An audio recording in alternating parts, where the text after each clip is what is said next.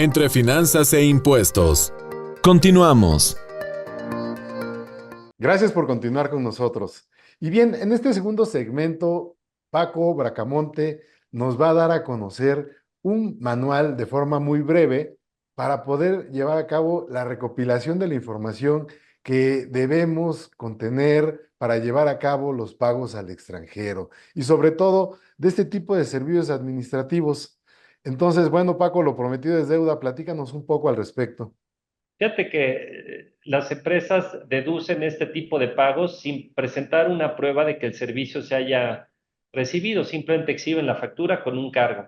Y el tema es que eso no es suficiente. Entonces, ¿qué es lo que hay que documentar en la contabilidad para que cuando llegue la autoridad podamos soportar la deducibilidad de la información? Pues primero, digamos, no hay una regla establecida perfectamente clara porque cada caso es diferente, pero en principio, pues debe haber un contrato que describa de qué se trata el servicio. Después de ese contrato, pues debe haber una serie de soportes documentales que puedan respaldarlo. Por ejemplo, si es un servicio de revisión de la contabilidad, pues debe haber comunicados por correo electrónico en donde se hagan preguntas con relación a la contabilidad. Debe de haber seguramente, terminando de revisar la contabilidad, algún reporte, memorándum interno de observaciones, debe de haber envíos de información. Entonces, como todo esto se va a soportar con pruebas internas, son documentales privadas, le llama el derecho probatorio, pues son pruebas que tienen poca solidez de manera aislada. Adquieren mucho más solidez cuando se adminiculan, es decir, cuando se vinculan. Entonces yo diría que si bien cada caso es diferente, tenemos que tener evidencia documental de que el servicio verdaderamente se prestó. Estos servicios, digamos que se prestan muchas veces nada más por llamadas telefónicas y cambio de correos electrónicos. No importa, es así como se presta el servicio, pero en todo caso hay que tener un expediente por separado para no esperar a que llegue la autoridad fiscal, pues esos correos electrónicos, ese envío de información, ese resultado del trabajo, y luego la autoridad hace algunas preguntas adicionales, ¿no? Porque generalmente son además servicios que se duplican, es decir, tienes un contador en la subsidiaria mexicana y tienes un contador en el extranjero. Y la primera pregunta de la autoridad es, pues si ya tienes un contador en México y tienes un gasto por ello, ¿por qué tendrías que estar haciendo un gasto extraordinario en el extranjero? Entonces tienes que documentar cuál es la diferencia entre el trabajo de uno y el trabajo de otro para justificar que no es una sustracción de dinero de la subsidiaria, sino que verdaderamente son funciones diferentes, pese a que el nombre sea el mismo. Contabilidad, sí, pero uno es ejecución, operación de la contabilidad, y el otro es supervisión de la contabilidad, que no son las mismas labores.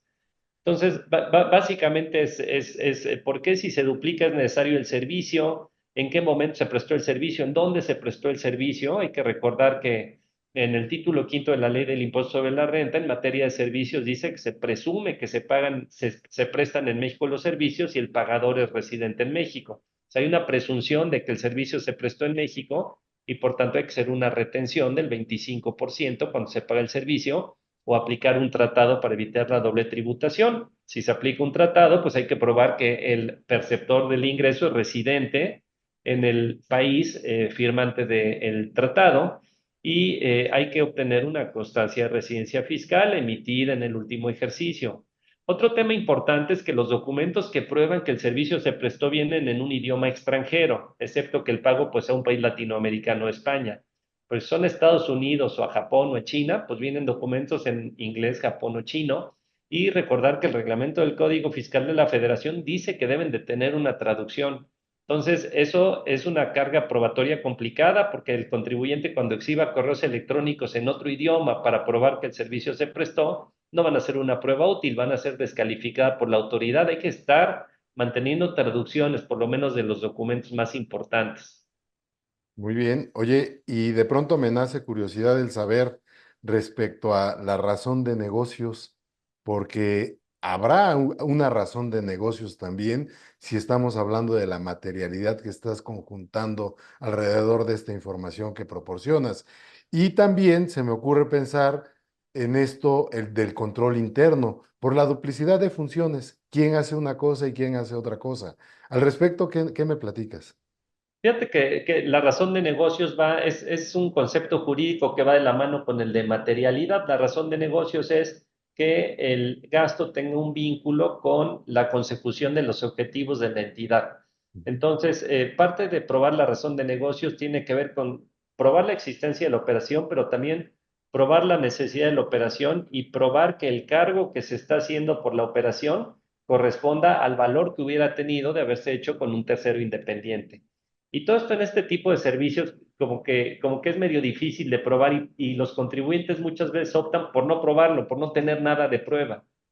Porque dicen, bueno, pues ¿cómo lo pruebo? Bueno, pues depende del servicio. Por ejemplo, me acabo de enfrentar con un contribuyente que el servicio que le facturaban era simplemente consultas en sistemas cada vez que las computadoras no arrancaban o tenían algún problema, ¿no? Y me dice, ¿cómo lo pruebo? Bueno, pues primero tienes que probar que tengas computadora, segundo tienes que probar que no tengas alguien en México que dé ese servicio, y tercero, cada vez que tienes un incidente, supongo yo que mandas un correo electrónico, levantas una orden de queja o cualquier otro procedimiento de control interno que pueda permitir documentar que este servicio verdaderamente se haya llevado a cabo, ¿no?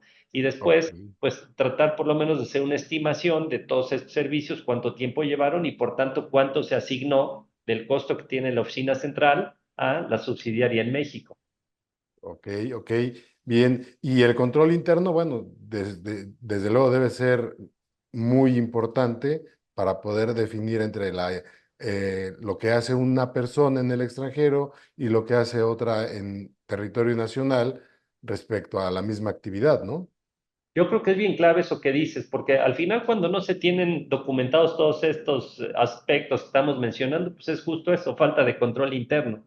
Si lo Claro. que estás pagando es un servicio para que las computadoras funcionen, pues debe haber un control, ok, bueno, lo puede pedir cualquier persona en cualquier momento sin ningún control, pues eso precisamente es lo que hace que no tengas documentos. Debe haber un procedimiento para que se llene algún tipo de formita, aunque sea muy sencilla, un canal de comunicación, etcétera. Y al final todo esto debe de acabar en un expediente central que permita en una auditoría sacar el expediente y entregarlo a la autoridad. De verdad, de muchas auditorías que nos toca atender con contribuyentes cuyos casa matriz está en el extranjero, en un porcentaje, pero muy bajo, se tiene esto bien documentado. Es un tema que acaba en problemas en los actos de fiscalización de la autoridad y por eso es que me metí un poco a escribir el tema y a platicarlo para que lo prevean los contribuyentes. No, pues muy bueno, porque finalmente quien se lleva la mala imagen es nuestro país, pero también nosotros no cumplimos precisamente con estos requisitos de forma y fondo para poder cubrirnos o ampararnos ante el acto de la autoridad cuando seamos requeridos. Así que bueno, pues muy atinado tu artículo, te felicito, Paco. Oye, y hablando precisamente de auditorías que mencionaste la palabra. Pues también estamos últimamente recibiendo muchas cartas de invitación, revisiones de gabinete, de vigilancia profunda, etcétera, ¿no? Y todo esto nos lleva precisamente a ser sancionados por la autoridad en la suspensión de nuestros certificados de sello digital y tal vez en otros mecanismos de coacción que la autoridad pueda implantarnos. Al respecto, ¿cómo te ha ido? ¿Cuál ha sido tu experiencia en ese sentido? Pues fíjate que es bien interesante el tema porque la autoridad ahora está basando muchos de sus actos de fiscalización y también los de gestión. Cuando digo actos de gestión es sello digital, suspensión, y fiscalización es auditoría y revisión de gabinete. Está basando estos actos en pura formalidad, digamos, no están metiendo a la sustancia, sino a la forma.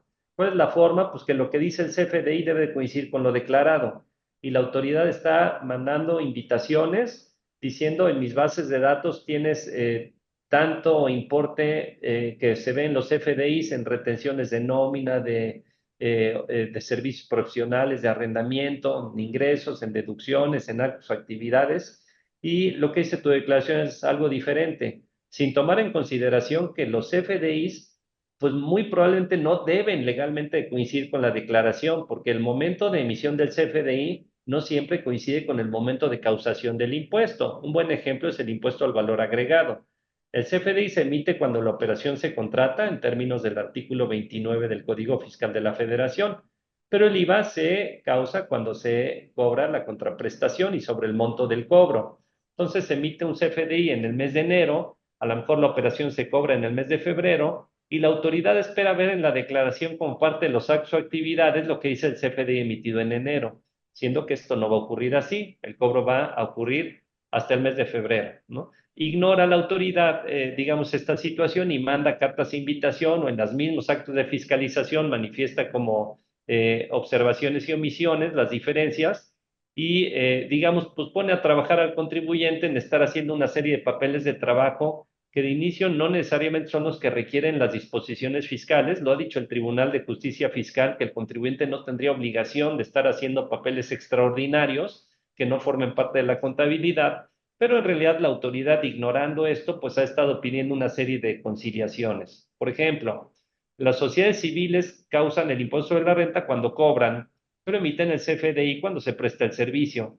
Y la autoridad está mandando cartas de invitación a las sociedades civiles diciendo no estás reconociendo los ingresos que manifiestas en tus CFDIs. Pues eventualmente, claro que no lo estoy reconociendo porque no los tengo que reconocer. Y la autoridad dice, bueno, pues acláramelo. Y entonces pone al contribuyente a preparar un papel de trabajo que no lo requiere la legislación. Y si no presenta el papel de trabajo, pues si es un acto de gestión, pues te suspendo el sello y no te lo reactivo hasta que no me lo presentes, ¿no? ¿Qué salidas legales tiene el contribuyente? Pues prácticas ninguna. ¿Por qué? Porque ¿cuál sería la salida legal? Pues un amparo indirecto porque se está violando la Constitución, el principio de seguridad jurídica, bla, bla, bla, ¿no? Pues sí, pero en lo que tramites el amparo, lo que cuesta, y además tendrías que pedir al juez que te dé la suspensión, te la tendrían que otorgar, la autoridad reactiva el sello, y cuando ves, pues te quedaste con el sello suspendido un montón de tiempo y tus pérdidas son mucho mayores que poner a una persona a preparar papeles de trabajo que no te tocaba haber preparado, ¿no? Ahí me parece, primero, digamos, es criticable la actitud de la autoridad. Y segundo, pues mira, pues aquí nos tocó vivir lo que yo digo siempre a los contribuyentes, aquí nos tocó vivir, como decía Cristina Pacheco, y lo que nos toca pues es entonces tener esas conciliaciones permanentemente actualizadas, pese a que no sea algo que necesariamente requieran las disposiciones fiscales.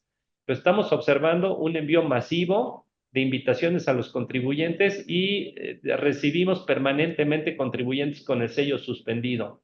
Otra cosa que si da tiempo quisiera comentar es que el artículo 17H bis del Código Fiscal prevé que en 24 horas, después de que hayas hecho las aclaraciones a la autoridad fiscal por las cuales te suspendieron tu sello, deberían de reactivarlo, y en realidad la autoridad se está tardando por lo menos en la mayoría de los casos el doble, 48 horas. Un tema más que quisiera yo transmitir a los contribuyentes es cómo probarle todo esto a la autoridad. A ver, en materia, lo que dice el artículo 17H bis es que hay que dar los argumentos, pero también las pruebas que el contribuyente crea convenientes para desvirtuar lo que la autoridad manifiesta. Y ahí viene la pregunta, bueno, ¿qué pruebas debo de dar? ¿No? Está claro cuáles son los hechos a desvirtuar, y a veces no tan claro, pero casi siempre un poco más claro. Pero ¿qué pruebas debo de dar? ¿Cuál es el estándar probatorio que la autoridad va a admitir? ¿Me basta que entregue yo un papel de trabajo o eso va a ser una prueba muy tenue y muy débil? Necesito también entregar estados de cuenta bancarios, pólizas contables, balanzas de comprobación. O sea, digamos, ¿hasta cuánto necesito entregar?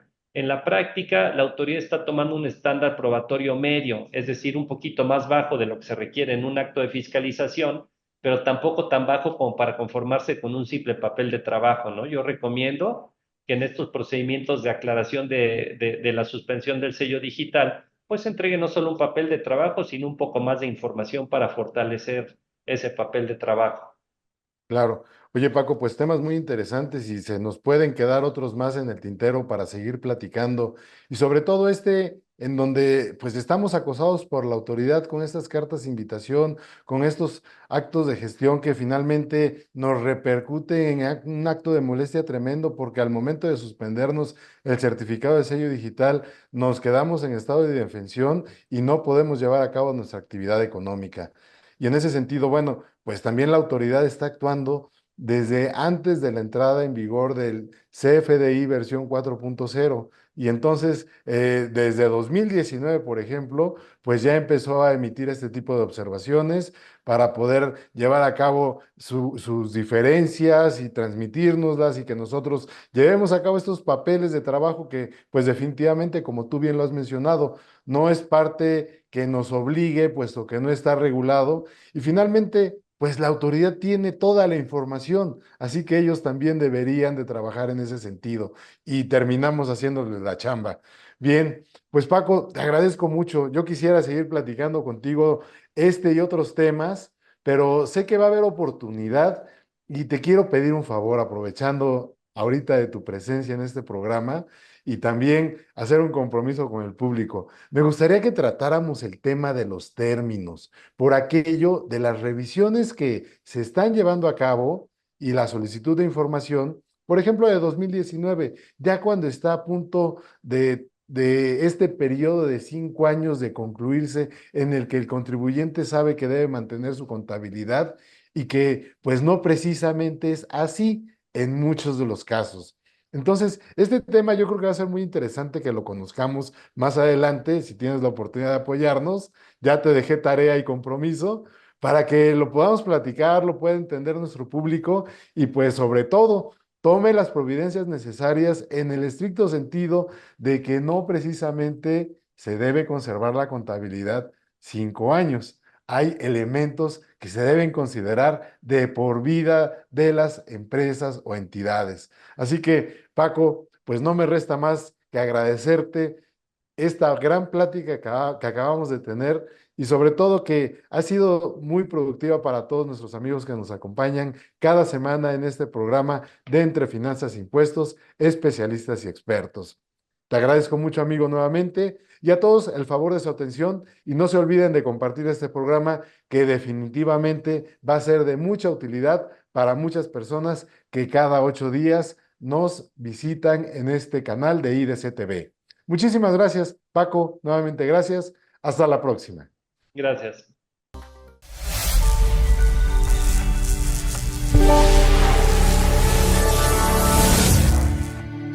Entre Finanzas e Impuestos TV. Aprendizaje con entretenimiento.